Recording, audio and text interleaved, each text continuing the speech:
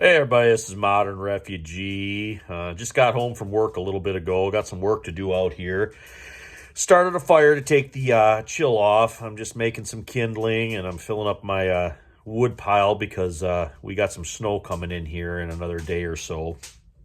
Sharpening a few knives and thought I'd show you guys some of my survival knives that I got here. These are some of my favorites that I use quite a bit. And wanted to address something that I've been seeing more and more on YouTube videos, on preparedness videos and that kind of stuff. And it revolves around fire making. And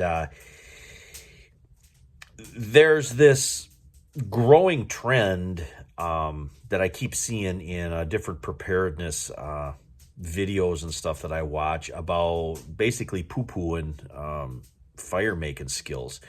And the last one that I just watched, it was a guy, he was in the military, and he said, just have extra clothes with you, stay warm. You don't need to, start a fire. Start a fire, you'll, get in trouble, and people will see you. And, it was basically said that he in all his time when he was overseas, he never had to start a fire. And I can understand that in his context, what he was talking about there. Of course, if I'm in some type of armed group and another armed group is hunting me, the last thing I want to do is start a fire and have them drawn to me. But in a civilian aspect of it, I've always felt that fire making is probably one of the best skills you could possibly master, because it opens up so many different things that you can use that fire for to, I mean, the list is endless. You can warm yourself, you can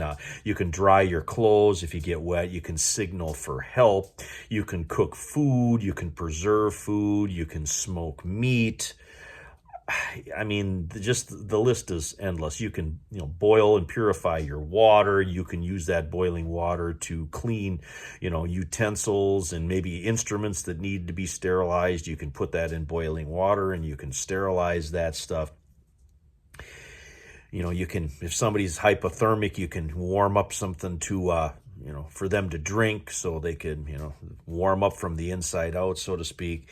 And there's just this negative, connotation revolving around fire. And like I said, there are some circumstances where you wouldn't want to start a fire. And I can understand that in a military context, but as just an average civilian, if you want to partake in any type of outdoor activity, the ability to start a fire and make a fire and maintain that is just infinitely valuable in my opinion. But anyway, I'm off that tangent right now, but that was something that I just wanted to mention because what I've been seeing here lately. And I've got some of my survival knives here, and my survival knives, getting back to the fire thing, all have some way to start fire on them, whether it's a ferro rod like this guy right here, or this guy, I actually have a dedicated Bic lighter on this. And this actually works pretty good. I've knocked this around out in the woods quite a bit here, especially recently, because it's been hunting season, and this one's got a stainless steel blade on it, or I shouldn't say stainless steel, corrosion-resistant blade on it. But this little piece of Ranger band and a little bit of tape on the top of this Bic lighter here has actually held this in quite well. It hasn't come out on me at all. And it's got a ferro rod. This is my big boy right here. It's got a ferro rod on it. This one right here has got a big old ferro rod on it. And then this one right here, this is a Mora Garberg, just a carbon one there. And I actually made a ferro rod holder out of just some tape one night. I had a little dinky ferro rod, and I just started messing around with a little bit of tape, and took some tape, turned it inside out so it was smooth on the inside, formed it around it, wrapped a couple of wraps, taped it onto the sheath, and then just secure it. Slides right in, and then just secure it with another piece of tape over it to just sort of hold it in place. Like I said, it's nothing fancy, and it's nothing permanent, but in a pinch it'll work. And when it comes to survival knives, another thing, you hear the term, the right tool for the job, use the right tool for the job. And when I was younger, I would always, I started out liking big knives. Then I went to a smaller knife. I like smaller knives for a while, but now I've been trending back again toward larger knives. I just feel that with the exception of dressing game, a larger knife for me is just more useful. I like a larger knife for a lot of different reasons. I can beat on it a little bit more. I can pry on it if I got to use it. I'm not as afraid of damaging it like I do smaller knives.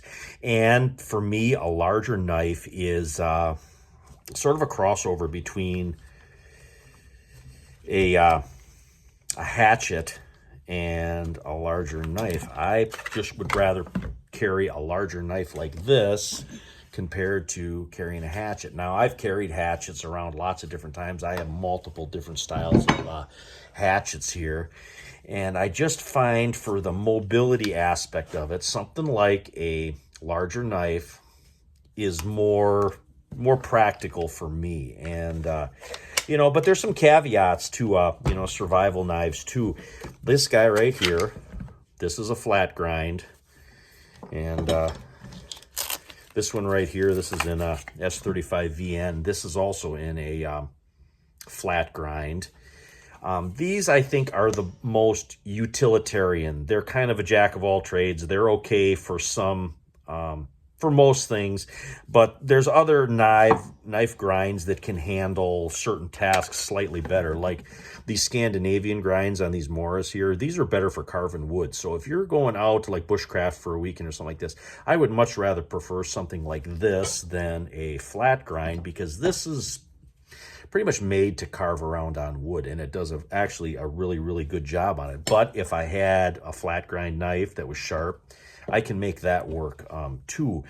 But it all depends on sort of what the end, you know, what the end user is going to be doing with it most of the time.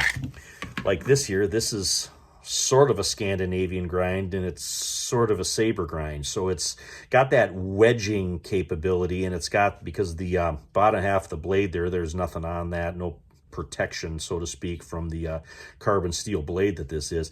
This will cut and slice a little bit better. So again, this is sort of better for carving around on wood.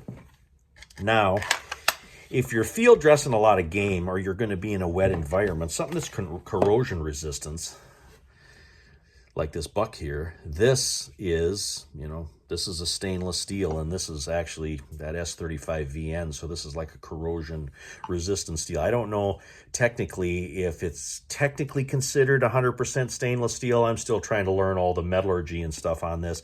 But if I was going to be going out, I was going to be either in a wet environment, or I was doing something crazy like, you know, field dressing a bunch of geese, or there might be a chance that somebody gets a deer where there's going to be blood and that stuff involved with it, I'm going to be wanting something that's a more corrosion resistant blade compared to a carbon, because carbon you got to take care of a little bit more. And this blade in particular here is good for dressing animals, because this has got what's called a hollow grind.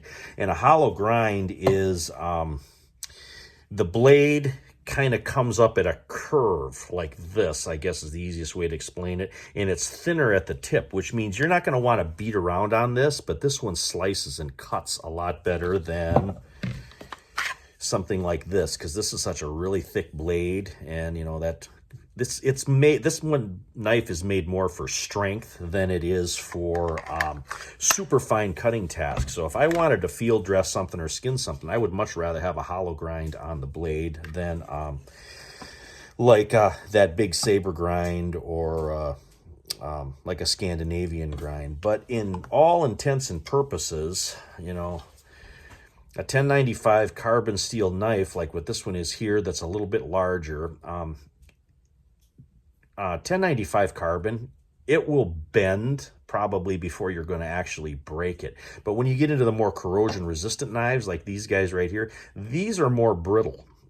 So there's more of a chance where you can break this if you really are abusing it, where a carbon steel knife like a 1095 won't be. And So again, you know, there's caveats to everything, and all the different knives sort of have their place and function. But the way knives have come around in the last few years, there's a lot of knives now that, I know they use the term one tool option for stuff, and there's a lot of knives that are sort of a one tool option anymore. If you use a larger knife and you practice a little bit and you have a little bit of skill in using the knives. And that's why I'm a firm believer of, you know, practicing in your backyard, whether it's fire making or bushcrafting or whatever. Practice all that stuff in your backyard first, kind of get that down a little bit before you actually head out. One other thing I want to mention too, I usually like having some kind of cord on a knife too. And then the old trick I learned from watching Dave Canterbury, in the back of that there's actually a needle underneath this on a piece of tape, and that's something I learned from watching Dave Canterbury. If you have a needle on your knife sheath, and all these knives that I got here, they all have a needle. You can see it good on this one here. They all have a needle underneath a piece of tape on them. So if I got to dig out a sliver, or I got to dig out a tick, or I have to you know, take apart some of the cord that's on here and use that to mend a pair of pants or a piece of gear or something, I have that ability right on the knife. And that's another reason why I like having a little bit of cord on a knife, because that cord can be used for a lot of different things, especially in conjunction with that needle, so you can mend or repair stuff. But anyway, I just thought I'd take a few minutes here to talk about why I think fire making is important, and everybody should learn it in multiple different ways of doing it, and sort of survival knives, and how I look at survival knives, and what how I set them up, and some of the ways that I like using them. But anyways, Modern Refugee, appreciate all my subscribers out there. Hope you guys got a little information and a little entertainment out of this video here. I'm going to get back out and fill my wood pile up, and you guys have a good one.